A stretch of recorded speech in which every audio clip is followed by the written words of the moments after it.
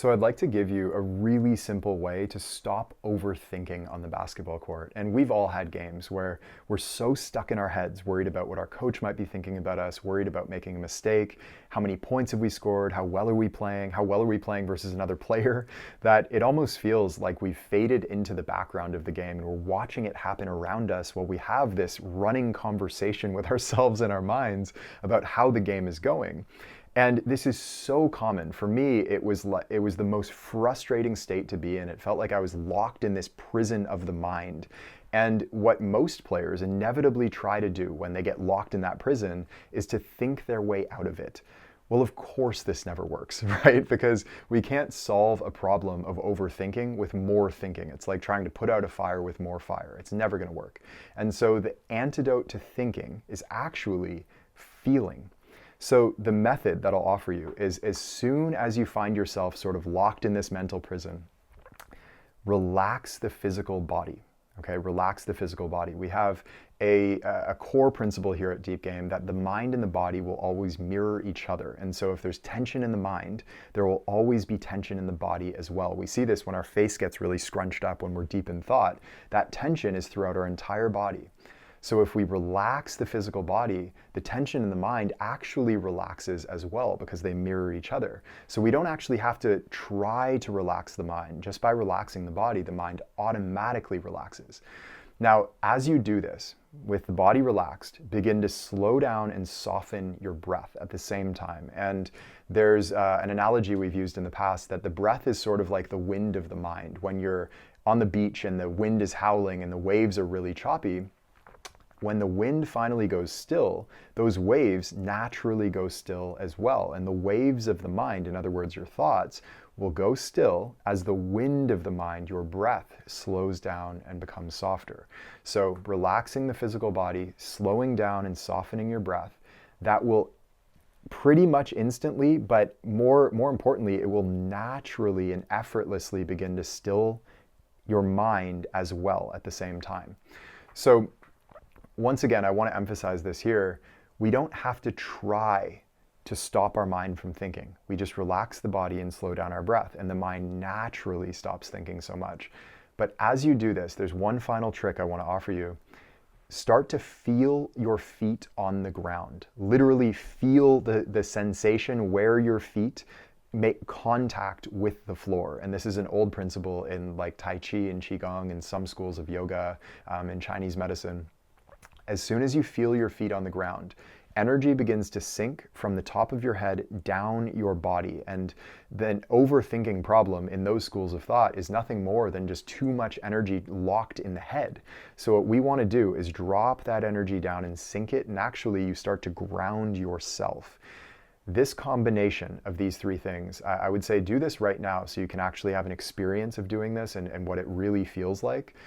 Relaxing the physical body, slowing down and softening the breathing, and then at the same time feeling your feet on the floor. The mind naturally becomes still without you needing to try to make the mind still.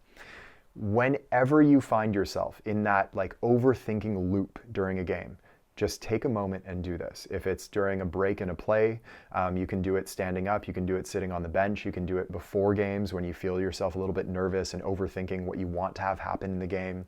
You can even do this throughout the day, and this is my strong suggestion to you when you find that while you're like doing the dishes or walking to school or doing a chore of some kind, just during the empty spaces in your day, you probably notice that you're trapped in your thoughts during all of those times. And so that's a perfect practice opportunity to use this method. Slow down, soften the breathing, relax the body, feel your feet on the floor, and allow your mind to become still again.